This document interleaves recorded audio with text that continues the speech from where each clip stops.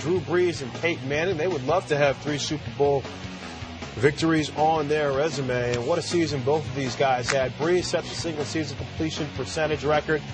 Peyton Manning, what more can you say? He extended his NFL record with his 10th 4,000-yard passing season.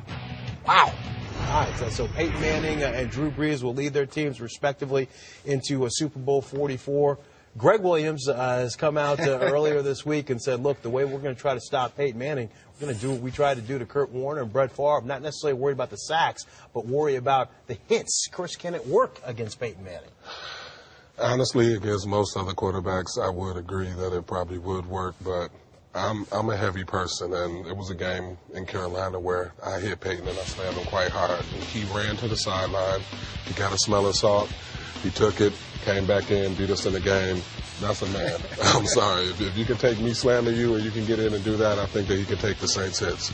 You know, I agree. I'm wondering what tape to watch to see where Peyton Manning succumbs to the blitz or succumbs to pressure, because I haven't seen it happen in my career or Peyton's career. And I think it may just be a lot of false bravado coming from the Saints. I think the Saints would be more prudent to do more what the Baltimore Ravens did, only allowing 275, than, all due respect to Chris and the Jets, and trying to blitz them for what they gave up in the game. And I think you have to be careful of what you do with Peyton Manning, and I think you got to be really careful at the end of the game to have your best stuff up, because if you don't, and he gets used to what you're doing, it could be destructive in the fourth quarter. All right, so if you don't believe in your estimation that will work, give me a key that you think has to happen for the Saints to win Super Bowl 44. Rope-a-dope. I think you got to rope-a-dope them. I think you got to play great in the red area. You got to make them kick field goals. You got to rope-a-dope. You got to take your chances. And I think the game has got to be close at the end, and you have to have the ball. You can't let him have the ball. Jacksonville had the perfect scenario late in the season, but David Garrard couldn't come down, made the interception. They couldn't get it in the end zone.